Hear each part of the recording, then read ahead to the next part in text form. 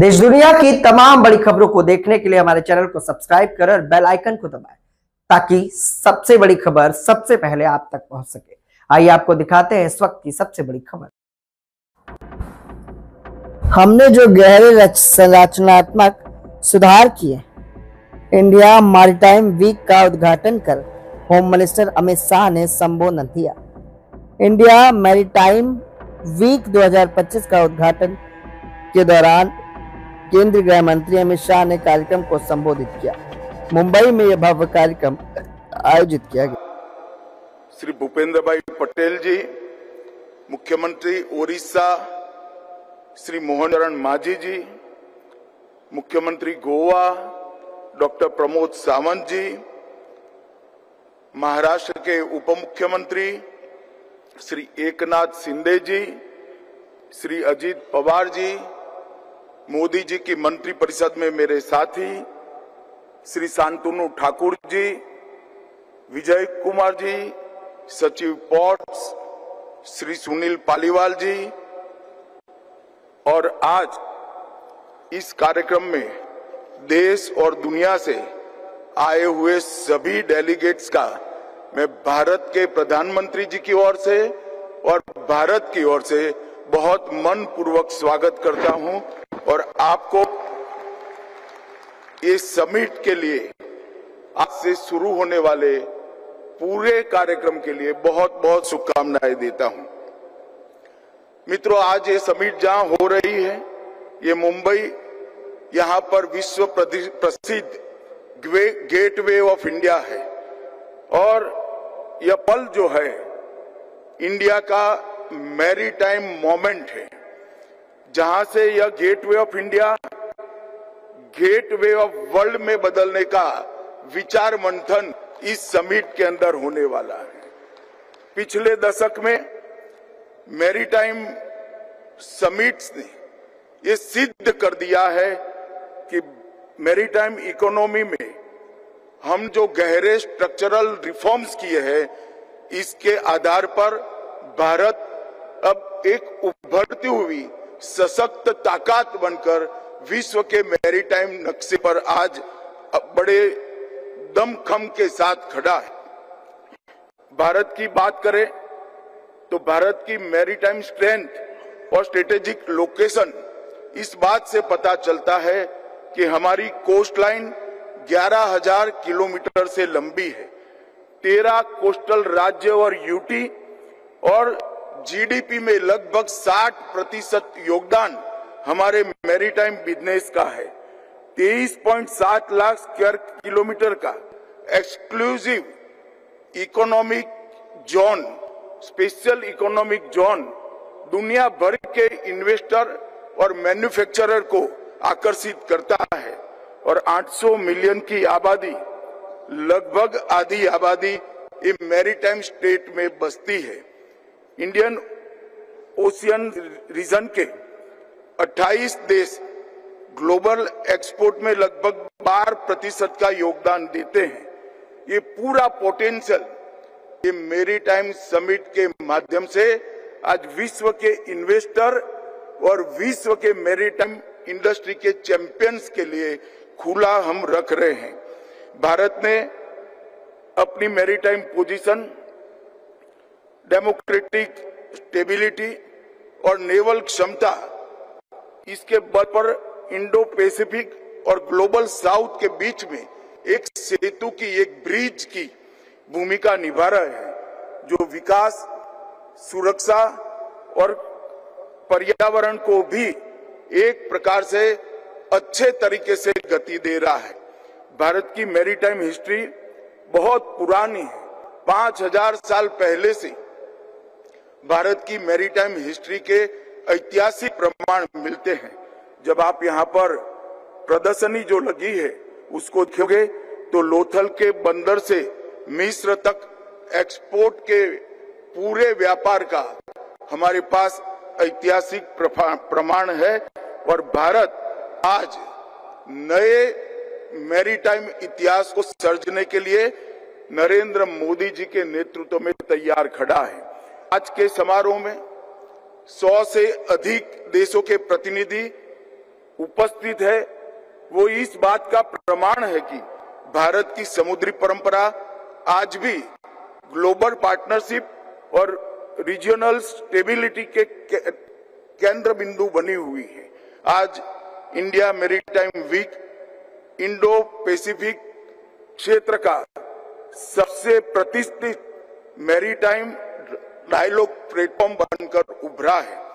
वर्ष 2025 का ये इंडिया मैरीटाइम वीक ये चौथा संस्करण है और पहले 4 संस्करणों ने इसको एक मजबूत आधार बख्शा है और मैं मानता हूं कि ये समिट 2025 की नरेंद्र मोदी जी का 2047 तक मैरीटाइम इंडस्ट्री में भारत का जो स्थान सुनिश्चित करने का लक्ष्य है इसको अचीव करने के लिए बहुत बड़ा योगदान देगी। इस बार चौथे संस्करण में 100 से अधिक देशों से 350 से ज्यादा स्पीकर, 500 से ज्यादा कंपनियां, 1 लाख से अधिक डेलीगेट्स की सहभागिता होने वाली है। 10 लाख करोड़ के इन्वेस्टमेंट की अपॉर्चुनिटी पर यहाँ पर सृजन होगा और भारत का ये लक्ष्य रहे, भारत प्रतिस्पर्धा में नहीं परस्पर सहयोग में मानता है। परस्पर सहयोग के माध्यम से पूरे देश मैरीटाइम इंडस्ट्री को विश्व की मैरीटाइम इंडस्ट्री के साथ जोड़ने के लिए हम पूरा रोड मैप बना चुके हैं। मित्रों, प्रधानमंत्री मोदी जी का मैरीटाइम विजन सुरक्षा, स्थिरता और आत्मनिर्भरता के 3 स्तंभ पर आधारित है। मैरीटाइम इंडिया विजन 2030 के साथ Sagarmala, blue economy, green maritime vision जैसे इनिशिएटिव हमने लॉन्च किए हैं और हमने लक्ष्य रखा है कि दुनिया में शिप बिल्डिंग इंडस्ट्री में हम टॉप 5 में भारत होगा। नए मेगा और डीप ड्राफ्ट पोर्ट्स का निर्माण हम कर रहे हैं। पोर्ट डीलिंग में 10,000 मिलियन मैट्रिक टन प्रति वर्ष का हमने लक्ष्य रखा है। पोर्ट ट्रांसपोर्ट को पूरी तरह से डिजिटाइज कर लिया गया है और इसके साथ ही Bharat India Middle East Europe economic corridor, eastern maritime corridor, north south transport corridor जैसे कनेक्टिविटी प्रोजेक्ट से भी अब जुड़ चुका है। पिछले 11 वर्षों में प्रधानमंत्री श्री नरेंद्र मोदी जी ने भारत के समुद्री क्षेत्र को राष्ट्रीय शक्ति, रीजनल स्टेबिलिटी और ग्लोबल प्रॉस्पेरिटी के रूप में परिभाषित किया है और ये तीनों लक्ष्यों को सिद्ध करने के लिए हमने ढेर सारे इनिशिएटिव लिए हैं। आज दुनिया का 2/3 व्यापार इंडो पैसिफिक समुद्री मार्ग से होता है और भारत का भी 90% व्यापार समुद्री मार्ग से होता है। मोदी जी की मैरीटाइम पॉलिसी अब विकसित होकर Mahasagar, mutual and holistic advancement for security and growth across region, जो भारत के बढ़ते ग्लोबल फुटप्रिंट और ग्लोबल साउथ के देशों का प्रतीक बन चुकी है। सागर से महासागर, ये मोदी जी का विजन 2047 तक भारत को इस क्षेत्र में ग्लोबल लीडर बनाने का लक्ष्य की पूर्ति के लिए हम आगे बढ़ेंगे। हमने इसके लिए हमारे बजट में 6 गुना वृद्धि की है। $40 मिलियन का जो बजट हुआ करता था, आज $230 मिलियन तक हम पहुंचे हैं। सागरमाला परियोजना मार्च 25 तक $70 बिलियन की 839 परियोजनाओं की पहचान हमने की है, जिसमें $17 बिलियन की 272 परियोजनाएं पूर्ण भी कर ली गई है।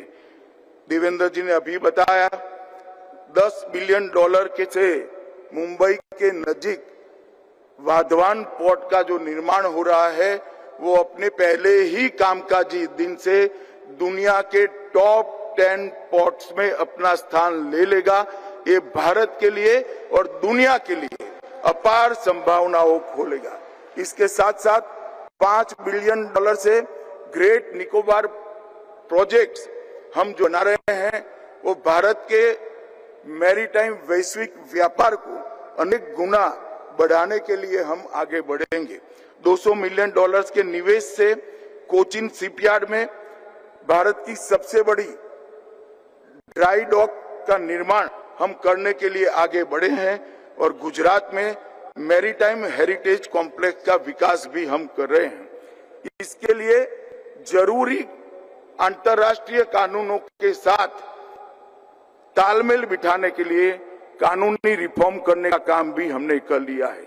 2025 में भारतीय बंदरगाह विधेयक 117 साल पुराना कानून हमारी संसद ने फिर से आज के परिप्रेक्ष्य में ग्लोबल दृष्टिकोण के साथ पारित किया है। अंतर्देशीय पोर्ट अधिनियम 2021 एक केंद्रीय कानून द्वारा अंतर्देशीय जलमार्ग को विनियमित और मानकीकृत करने का इससे हमने काम किया है। प्रमुख बंदरगाह प्राधिकरण अधिनियम 2021 इसके माध्यम से हमने बंदरगाहों को और बोर्डों को अधिक स्वायत्ता और उनके संस्थागत ढांचे के आधुनिकीकरण का मार्ग खोला है। राष्ट्रीय जलमार्ग अधिनियम 2016 106 नए जल मार्गों को घोषित किए हैं और इसमें से कई सारे हम चालू कर चुके हैं। जल समृद्धि योजना और portal ease of doing business में बेहतरी के लिए सागर सेतु पोर्टल और समुद्रयान गहरे समुद्र में खनन के लिए ऐसे कई सारे इनिशिएटिव हमने लिए हैं। हमने सुरक्षा को भी सुनिश्चित किया है, कोस्टल सिक्योरिटी को भी सुनिश्चित किया है और मछुआरों की सुरक्षा के लिए भी ब्लू इकोनॉमी के डेवलपमेंट के लिए सुनिश्चित करने का काम भारत सरकार ने किया है। हमने पिछले दशक में तटीय शिपिंग में 118% की वृद्धि दर्ज की है। कार्गो हैंडलिंग में 150% की वृद्धि हमने दर्ज की है और टर्न अराउंड टाइम में भी कमी कर हम लगभग वैश्विक मांग के साथ हम नजदीक पहुंचे हैं। मैरीटाइम सेक्टर में सर्कुलर इकोनॉमी को बढ़ावा देने के लिए, शिप बिल्डिंग के लिए आगे बढ़ने के लिए हम नीतिगत फैसले लेकर नई पॉलिसी कभी आए हैं। भारत का लक्ष्य है एक ऐसा ग्रीन मैरीटाइम फ्यूचर विकसित करना जो विकास को गति दे लेकिन प्रकृति के साथ भी संतुलन बनाए रखे। साथ ही भारत ये नहीं भूला है कि स्मॉल आइलैंड स्टेट और ग्लोबल साउथ के कई देश समुद्र से ही जीवन और जीविका प्राप्त करते हैं। उनके लिए क्लाइमेट चेंज का अस्तित्व का प्रश्न है। भारत इसका ध्यान रखते हुए भारत और विश्व मिलकर एक ऐसा महासागर बने जो ग्रीन भी हो, समृद्धि हो और साझा भी हो, सबका हो। इस विजन के साथ हम आगे बढ़ रहे हैं। मैं आशा करता हूं ये समिट के अंदर जो चर्चाएं होगी वो अमृत बनकर निकलेगी।